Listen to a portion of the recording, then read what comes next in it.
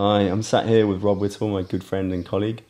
Rob's been designing the four-kite range for Ozone for the past 9 years, and we're super stoked that he's just started to design the water kites. We're going to talk today about the new range for '09, and Rob's going to give us the specific details and info on the latest improvements. Over to you, Rob. Thank you. Yeah, right. What I've tried to do this year, Matt, is to put the kites more specifically in their categories. So we'll start off with the Light XC, which is a nice 3-strut, low-aspect kite. It's a lovely kite for intermediate riders, beginners, schools, and even wave riders are going to enjoy this kite because it's got nice direct handling, progressive power delivery. All around, it's just really nice and simple to use. From there, we move on to the Sport Plus, 5-strut kite, mid-aspect. Definitely derived this year more for the freestyle rider. Great for unhooked riding. Very positive feel throughout its range, whether that's handling or its D-power. From there, we move on to the Edge RX, 7-strut, high-aspect kite, purely made for performance. We've got a high-performance profile in there, gives you a lot of speed, and if you want to boost big air, it's all there in the bar. It's a great kite. The big news this year is that we've moved from 5 lines to 4 lines. Can you let us know a little bit about that? Yeah, the reason that we've gone for 4 lines is because simplicity. We've got a 4-line system that has no pulleys in, so there's no working parts, nothing to get stuck with sand. It also helps us because we get rid of the anti-invert line, which was something that I found could sometimes actually cause a few problems. On top of that, we've got positive bar pressure because the 4 lines delivers a different feeling in the bar, and we still maintain the same kind of D-power as we had before. So I think that we have more positive sides than we have negative sides, and therefore we've gone 4 lines on the entire range. What are the main differences in the design for accommodating 4 lines compared to 5 lines? Well, it's pretty simple actually. The main difference is a thicker leading edge. And the reason for that is when you go from the 5 line to the 4 line, what we need is more volume in the leading edge to have a more rigid structure. And we need a more rigid structure so that we stop buckling, because the 5-line system was quite good at supporting the leading edge. However, with 4 lines, because of the way that that load is dispersed through the leading edge, we need a little more volume in there to create something that's stable and solid the whole time so that we don't get any buckling under any circumstances. I understand that some of the changes are universal across the range this year. Can you explain a little more about that? Yeah, for each model I've modified the profile so that it suits the kite a little more. So for the Light XC I have a little more camber in the profile, giving it more grunt. For the Sport I've actually picked a profile with a little more performance. And for the Edge I've chosen the highest performance profile that I think we can put into a kite for the moment. Tube size on all the kites has gone up. Obviously this is to accommodate 4 lines, but also this is going to help the water relaunch because the more volume there is, the less the kite sinks and the more tendency it has to float on the surface. I've modified the plan form as well to help the relaunch, and that goes across the range as well. I have a smoother leading edge curve, so when the kite's on the water it has a better tendency to roll up onto its tip so that the kite comes off quicker. In the Light, with the Light XC and the Sport Plus, I've changed the strut placement and the struts are thicker. And the thicker struts yet again help for the water relaunch because we have to realize that kites do spend quite a lot of time on the water, so it's important that they're off the water quickly, which means the rider is enjoying riding instead of swimming. And to finish it off, I've worked extensively on the join between the leading edge and the top surface. So I think you'll notice on this year's kites, and it doesn't matter which kite you look at, the leading edge is very clean.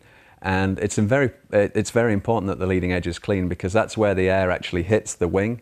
And as it hits the wing, if it goes over a clean surface, you can imagine that that air is able to accelerate very well. If it goes over a rough surface, then the air doesn't accelerate as smoothly as it should. So I've really worked on making sure that everything across the leading edge, all the kites have a very clean connection between the tube and the top surface. This basically enhances the performance across the range. In a little bit more detail, can you tell us what you did to the Light XC this year? Yeah, the Light XC this year is no longer 1 pump. I guess that's one of the biggest differences. The reason for that is because we do understand that it is the kite that seems to get bladder punctures more than anything else, and that's because beginners and intermediates do slam them into the water a little bit more and maybe aren't quite as aware of how to look after them. So it makes changing the bladder much easier, much quicker. Then on top of that, we have a little bit more bar pressure so that you actually feel the kite more. It's a little more intuitive to ride, and you feel the actual power of the kite. So when you're in a gust, you'll really feel that gust, and it'll actually give you the sense that you should let the bar out because you'll feel it through the bar. And then alternatively, when you go through a lull, you'll feel that there's less in the bar, and so it's intuitive to pull it in to get a little more power and speed you through it. We have 2 handling settings, so compared to last year where you only had 1 choice, this year we have 2, and we have the hot rod and the tractor. The kite comes delivered on the hot rod setting, and the hot rod setting is, you know, obviously faster. It gives a lighter bar pressure. It's good if you're a little bit more used to kiting because the kite reacts nice and quick. It's good for the waves. However, we also understand that beginners, you know, it can be happening too quickly for them. So we also have the tractor setting.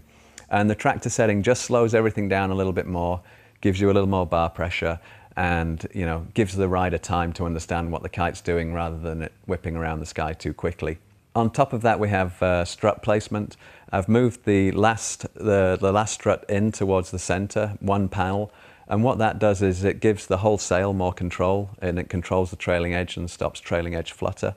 And it also helps in the handling of the kite because we have basically more flex in the tip so that the tip can flex more, which gives it, you know, a better handling so you can turn quicker and easier. And for the Sport Plus?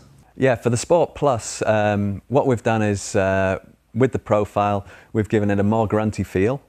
So you actually feel in the bar a little bit more bar pressure. It doesn't mean to say it's heavy, it's just that it gives you, again, a little bit more feedback. That's much better for freestyle so that the rider understands where the kite is and how much power he's got through the bar. We've got optimized handling. So what I mean by that is that compared to last year's kite, it handles a little bit differently. And the reason for that is because the new school of things is a lot of unhooked riding. It means that the bar is often at its maximum angle. And we found that if we have basically too much handling and it's too fast, we lose the power at the end of the maneuver. So if you're kite looping, unhooked kite looping, something like that, instead of the kite driving through and actually giving you power on your landings, often with the kite overturning effectively, you lost all the power, which actually makes your landings more difficult. So what we have this year is a more progressive turn. And so when you're on these full angles like you are when you're doing the unhooked maneuvers, the kite doesn't have a tendency to lose all its power. That means that as you're landing, you still have a positive pull. It makes your landing smoother and faster and means you can ride away more often. Then we have moved the second strut from, we've moved it in 1 panel towards the center strut.